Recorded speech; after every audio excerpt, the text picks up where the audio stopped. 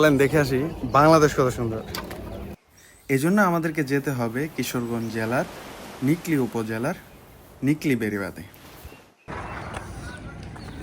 এটা হচ্ছে এখানকার বেড়িবাঁধ, এখান থেকে হচ্ছে মিঠামইন যায়।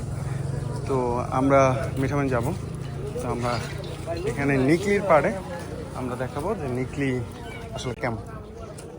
এখানে জীবিকা নির্বাহের জন্য হচ্ছে অনেক মাধ্যম ব্যবহার করে। তার মধ্যে বেশি যেটা ব্যবহার করে সেটা হলো হাঁস পালন, তারপর হচ্ছে মাছ ধরা, এই টাইপের জিনিসপত্র। আমরা এখানে যত লোকাল বাড়ি আছে, আর এখানে হচ্ছে এভাবে হচ্ছে ধান শুকাইতে দেওয়া হয়েছে, যেটা হচ্ছে সিদ্ধ করে করা হয়। আর এখানে যে ছোট ছোট নৌকা আছে, এই নৌকাগুলো ব্যবহার করে হচ্ছে মাছ ধরতে যায় আর কি মানুষ।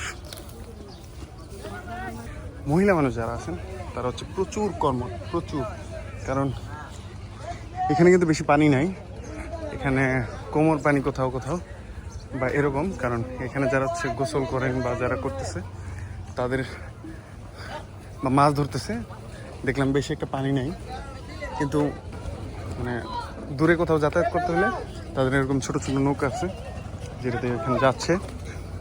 এখানকার সাধারণ মানুষ খুবই সাধারণ জীবনযাপন করে। এটা অনেক বড় হাওর, এখান থেকে পুরো ভিজুয়ালটা আসলে ক্যামেরাও আসবে না।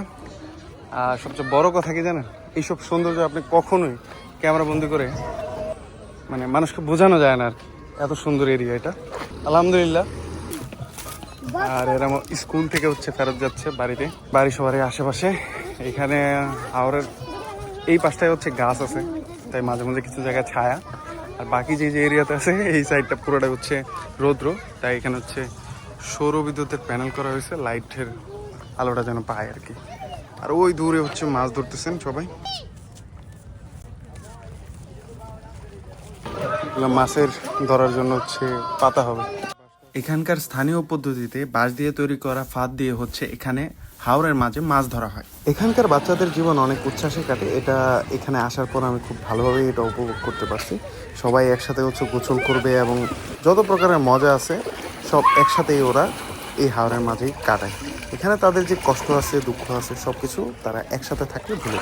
আজ এই পর্যন্তই, দেখা হবে মিঠামইন পর্বে।